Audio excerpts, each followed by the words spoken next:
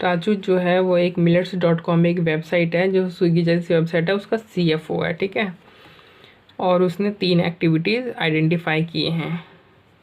कौन से? Receivable, payable और ट्रैवल एक्सपेंस।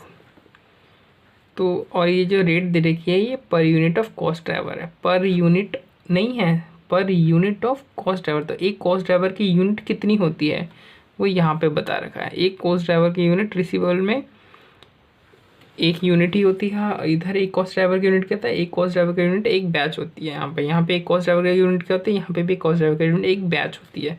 तो एक्टिविटी लेवल हमें ये बताता है कि कॉस्ट ड्राइवर की यूनिट क्या है।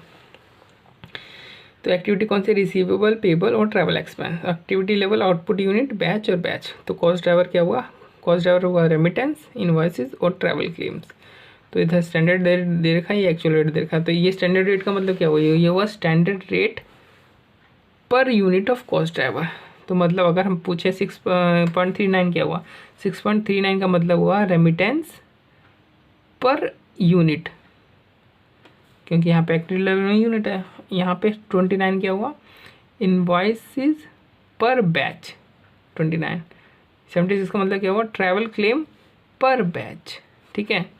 यानी ये पर बैच की, पर जो एक कॉस्ट ड्राइवर की यूनिट है वो उसकी रेट दे रखी है यहाँ पे। फिर ये कहता है कि जो आउटपुट मेजर है, यानी जो हमारे जो प्रोडक्शन यूनिट्स हैं वो क्या है? वो है नंबर ऑफ डिलीवरीज। यानी जो प्रोडक्शन यूनिट है वो नंबर ऑफ डिलीवरीज है, जो कि सेम है किसके? नंबर ऑफ रेमिटेंस के। यानी नंबर ऑफ, चाहे आप रेमिटेंस कह लो, चाहे प्रोडक्शन यूनिट्स कह लो, चाहे नंबर ऑफ डिलीवरीज कह लो, इन तीनों का मतलब सेम ही है, ठीक है। तो बजटेड में कितने हैं? ये 10 लाख है और एक्चुअल में 9,48,000। अब देखो यहाँ पे ये डिलीवरी बैच साइज दे रखा है, ये नंबर ऑफ डिलीवरीज नहीं दे रखी है। किसी को लग रहा हो कि नंबर ऑफ डिलीवरीज है, डिलीवरी का बैच साइज है। और डिलीवरी मतलब इनवॉइस, क्योंकि आप देखो जितना आप डिलीवरी करोगे उतना तो इनवॉइस लोगे ना, तो आप इसकी जगह इनवॉइस भी पढ़ सकते हो, इनवॉइस।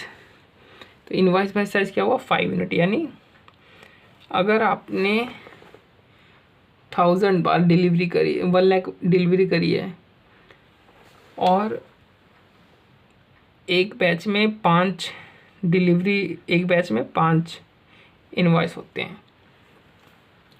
मतलब 1 लाख डिलीवरी करी है, एक बैच में 5 इनवॉइस होते हैं, तो आपके हो गए टोटल 2 लाख बैच। और एक बैच की कीमत हो गई 29। तो इनवॉइस की एक बैच की कीमत 29 और टोटल बैचेस कितने हुए?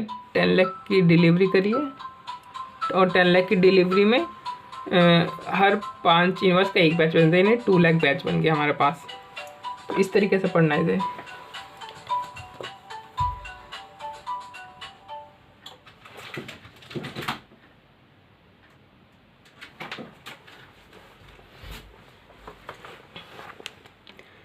फिर the travel expense batch size दे रखा है।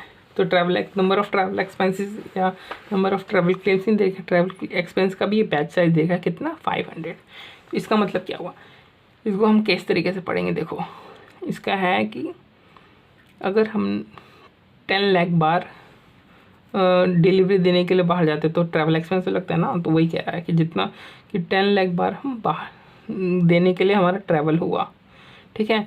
और 500 जो ट्रैवल एक्सपेंस है, यानी 500 जो ट्रैवल क्लेम थे उसका हम एक बैच बोलते हैं। तो हमारे टोटल कितने बैच हुए? अगर 10 लाख बार ट्रैवल हुआ है और 500 बार जो 500 बार जो ट्रैवल क्लेम है उसको हम एक बैच बोलते हैं, यानी 500 जो ट्रैवल हुआ, 10 लाख ट्रैवल हुआ और 500 ट्रैवल का एक बैच होता है, तो यानी कि टोटल कितने बैच हुए? 2000 बैच हुए। या और ये कह रहा है कि 2000 बैच हुए ना, तो ट्रैवल क्लेम एक बैच का रेट क्या है? 76। यानी 2000 बैच का रेट क्या होगा? 76 × 2000, इस तरीके से, ठीक है।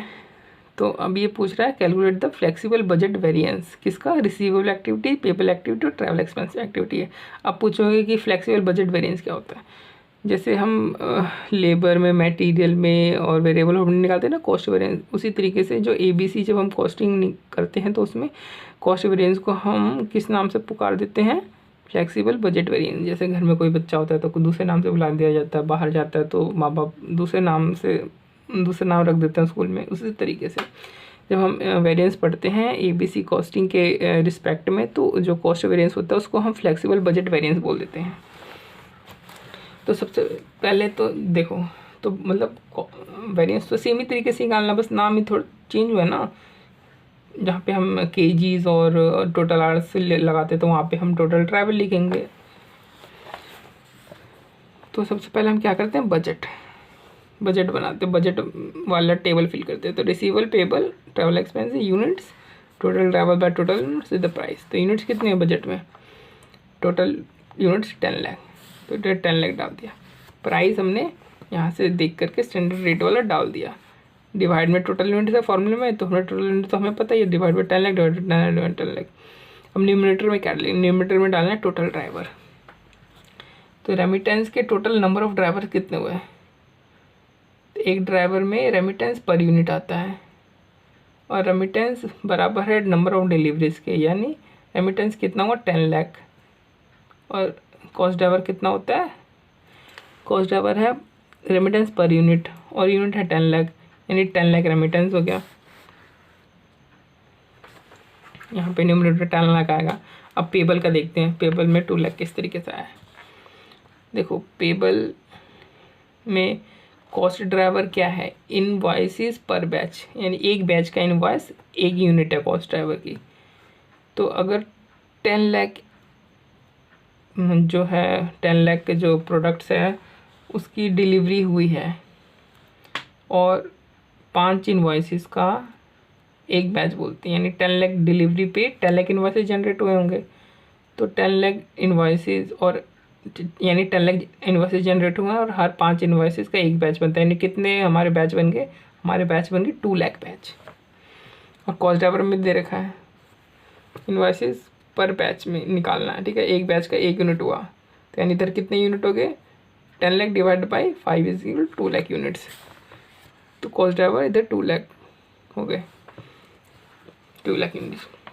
अब ट्रैवल एक्सपेंस का देखते हैं, इधर लिखा है बैच, यानी ट्रैवल क्लेम्स, कॉस्ट ड्राइवर क्या है, ट्रैवल क्लेम पर बैच, ठीक है, जो कॉस्ट ड्राइवर है वो बैच में होगा। तो देखो हम 10,000 सॉरी 10 लाख बार हमने डिलीवरी करी, यानी 10 लाख बार हमने ट्रैवल किया होगा, यानी 10 लाख बार हमारा, यानी 10 लाख हमारा क्लेम एक्सपेंसेस हो गए 10 लाख के, यानी 10 लाख टाइम्स होंगे हमारे क्लेम एक्सपेंसेस ना, क्योंकि हम 10 लाख बार बाहर जाएंगे डिलीवरी करने, है ना। तो और हर 500 बार जो ट्रैवल एक्सपेंस है या ट्रैवल क्लेम है उसको एक बैच मानते हैं हम। तो अगर हम 10 लाख बार बाहर गए हैं और 500 बार को हम एक मानते हैं, तो कितने बैच हुए हमारे पास, इसको दोनों को डिवाइड कर लो, 10 लाख डिवाइड बाई 500 तो आएगा 2000, यानी 2000 बैच हो गए हमारे। तो कॉस्ट ड्राइवर क्या है, ट्रैवल क्लेम पर बैच, और बैच है हमारे पास कितने 2000, तो यहाँ पे 2000 न्यूमरेटर में आ गया। फिर हमने एक्चुअल किया, एक्चुअल में यूनिट्स कितने हैं 9,48,000, ये दे, और एक्चुअल की रेट ये रही। तो यूनिट्स हमने डाला, रेट हमने डाला, और डिवाइड बाई टोटल यूनिट्स हमें पता ही है वही 9,48,000। और जो न्यूमरेटर में है कि न्यूमरेटर में टोटल ड्राइवर डालना है, और टोटल ड्राइवर ठीक उसी तरीके से निकलेगा जैसे हमने इसका निकाला है, बस हमने इसकी जो फिगर ली है वो स्टैंडर्ड वाली ली है, इसमें हमें एक्चुअल वाली फिगर लेनी है। और फिर हमें एक स्टैंडर्ड वाला टेबल बना लेना है, क्योंकि यहाँ पे बराबर नहीं, यहाँ पे यूनिट्स 10 लाख हैं, यहाँ पे 9,48,000, तो बराबर नहीं, तो इन दोनों को पैरिटी मिलाने के लिए हमें एक स्टैंडर्ड वाला टेबल बनाना पड़ेगा। स्टैंडर्ड वाले टेबल में क्या होता है, जो एक्चुअल यूनिट्स होते हैं हम वो लिख लेते हैं, और बाकी दोनों कॉलम ये बजट वाले उठा लेते हैं। तो हमने देखो बजट वाले दोनों कॉलम उठा लिए, और यूनिट्स हमने ये वाले उठा लिए। अब एक बार हमारा स्टैंडर्ड वाला कॉलम बन गया तो हम इसको भूल जाएंगे। फिर हमें क्या करना है, हमें निकालना है फ्लेक्सिबल बजट वेरिएंस, मतलब हमें कॉस्ट वेरिएंसेस निकालना है। तो तीनों के कॉस्ट वेरिएंस निकालने में दिक्कत क्या है, ये पूरा माइनस ये पूरा, ये पूरा माइनस ये पूरा, ये पूरा माइनस ये पूरा, वही चीज़ है। आ गई हमारी इधर कॉस्ट वेरिएंस, सिंपल सा हो गया काम।